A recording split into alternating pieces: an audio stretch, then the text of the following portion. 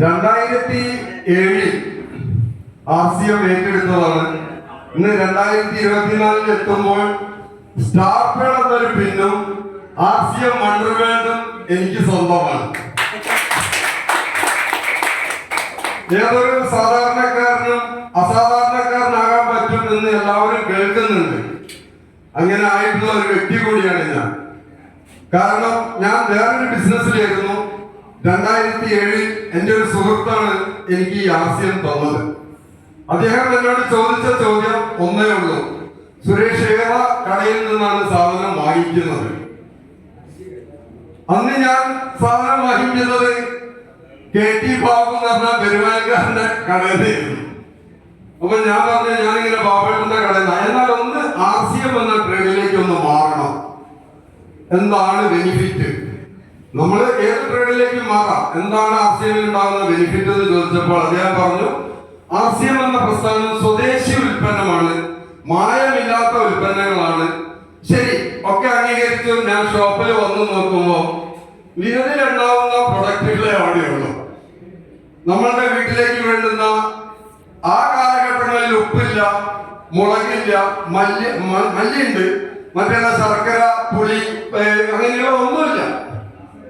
നമ്മളുടെ ഒരു 3 പാന്റും 3 ഷർട്ടും എടുത്തു കഴിഞ്ഞാൽ നമുക്ക് RCMലേക്ക് അംഗത്വം കിട്ടും. ശരി, എന്റെ സുഹൃത്ത് പറഞ്ഞതിന്റെ അടിസ്ഥാനത്തിൽ ഞാൻ ഒരു മെമ്പർഷിപ്പ് എടുത്തു. ഒരു 6 മാസം ഞാൻ ഒന്നും വാങ്ങിച്ചില്ല. അങ്ങനെ 6 മാസം കഴിഞ്ഞപ്പോഴാണ് ഇന്നത്തെ നമ്മളുടെ മഹാഗുരു എന്നറിയപ്പെടുന്ന ഗോപ്ജിയുടെ ഒരു പ്രോഗ്രാം മെട്രോ ടവറിൽ നിന്ന് കേൾക്കാൻ ഇട വന്നത്.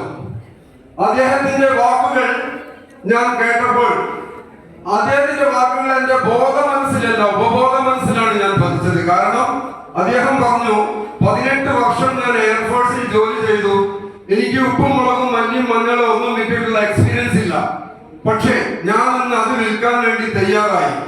അദ്ദേഹം ആ പറഞ്ഞ വാക്കുകൾ എന്നെ വല്ലാതെ ക്യാച്ച് ചെയ്തു.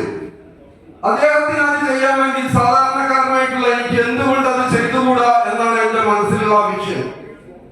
പിറ്റേന്ന് തന്നെ ഞാൻ കട്ടിന്റെ അടിയിലേക്ക് വെച്ചിരിക്കുന്ന 3 പാന്റും 3 ഷർട്ടും മാറ്റി വെച്ച് അതിനുള്ള ഒരു ബാഗ് എടുത്ത് നേരെ എന്റെ സുൽസാന്റെ കടയിൽ ചെന്നു. ഒരു 750 രൂപയുടെ സാധനം വാങ്ങിച്ചു. ആദ്യമായിട്ട് ഞാൻ എന്റെ ജ്യേഷ്ഠന്റെ വീട്ടിലേക്കാണ് പോയത്. ജ്യേഷ്ഠന്റെ വീട്ടിലെത്തി ഗംഭീര സ്വീകരണമായിരുന്നു. അദ്ദേഹം എന്നോട് ഫസ്റ്റ് ഞാൻ സാധനം കാട്ടിയപ്പോൾ ചോദിച്ചു, നിനക്കിപ്പോ സോപ്പ് കച്ചവടമാണോ പരിപാടി എന്ന്. ഇത് കേട്ടതോടുകൂടെ എന്റെ എല്ലാ ഊർജ്ജവും നഷ്ടപ്പെട്ടു. ഞാൻ പറഞ്ഞു, സാമ്പിൾ ഒന്ന് കാട്ടാൻ വേണ്ടി വന്നതാണ്, എന്നാൽ ഈ വന്ന സ്ഥിതിക്ക് 1-2 പ്രൊഡക്റ്റ് ഇവിടെ വെച്ചോന്ന് പറഞ്ഞു. ഇല്ല, ഇത് സാമ്പിൾസ് കാട്ടാൻ വേണ്ടി വന്നാണ്, ഞാൻ ഒന്നും വെക്കുന്നില്ല എന്ന് പറഞ്ഞു. പക്ഷേ ഞാൻ എന്റെ മടിയിലാണ് ബാഗ് വെച്ചത്.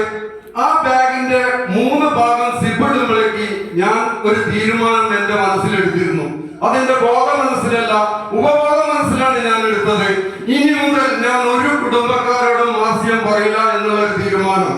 ആ തീരുമാനമാണ് എന്നെ ഇന്ന് ഈ സ്റ്റാർപ്പേൾ എന്ന പദവിയിലും ഈ വണ്ടർവേൾഡിന്റെ ഒരു ഓണർന്നുള്ളതാക്കി എത്തിച്ചത്. കാരണം ചില കാര്യങ്ങൾ അങ്ങനെയാണ്, നമ്മളുടെ മനസ്സിലേക്കുള്ള വാശി കയറ്റി വിടുമ്പോഴാണ് നമ്മളുടെ വിഷയം തന്നെ മാറുക. അപ്പൊ അതുകൊണ്ട് എന്റെ മുന്നിലിരിക്കുന്ന ഓരോ RCM കുടുംബാംഗങ്ങൾക്കും RCMൽ വലിയ വലിയ അച്ചീവ്മെന്റുകൾ ഉണ്ടാവാൻ ഇന്ന് ഭാരതത്തിൽ വേറെ ഒരു കൺസെപ്റ്റിനും സ്ഥാനമില്ല എന്ന് എനിക്ക് ആവർത്തിച്ച് പറയാൻ പറ്റും. അതുകൊണ്ട് എല്ലാവരും RCMൽ അതിയായ വിശ്വാസം എടുക്കുക, ഒരു സമയം കളയാതെ മുന്നോട്ട് പോവുക. RCM നിങ്ങൾ ആഗ്രഹിക്കുന്നതും ആഗ്രഹിക്കാത്തതും തരുമെന്നുള്ള വിശ്വാസം നിങ്ങൾ എടുത്തു കഴിഞ്ഞു കേട്ടാൽ നിങ്ങൾക്ക് ഏതറ്റം വരെയും പോകാൻ പറ്റും. അത് പറഞ്ഞിരിക്കുന്ന വേണുഗോപാൽ സാർ എപ്പോഴും അദ്ദേഹത്തിന്റെ മനസ്സിൽ നിന്ന് പറഞ്ഞതാണ്. അത് നിങ്ങൾ ഓരോരുത്തരും ആ വാക്കുകൾ ഏറ്റെടുത്ത് മുന്നോട്ട് പോകണമെന്ന് ഈ അവസരത്തിൽ അഭ്യർത്ഥിച്ചുകൊണ്ട് നിർത്തുന്നു.